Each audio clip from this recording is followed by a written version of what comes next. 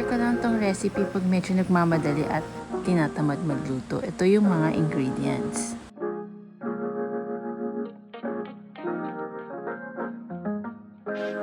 And saute mo yung oil with ginger and then add soy sauce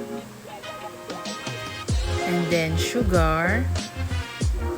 Mix everything and add the chicken. Ayan, mix everything hanggang makoat lahat ng sauce, yung lahat ng chicken. And pagkatapos nyan, cover mo and then every 10 minutes, open it and then mix mo ulit hanggang maluto sila.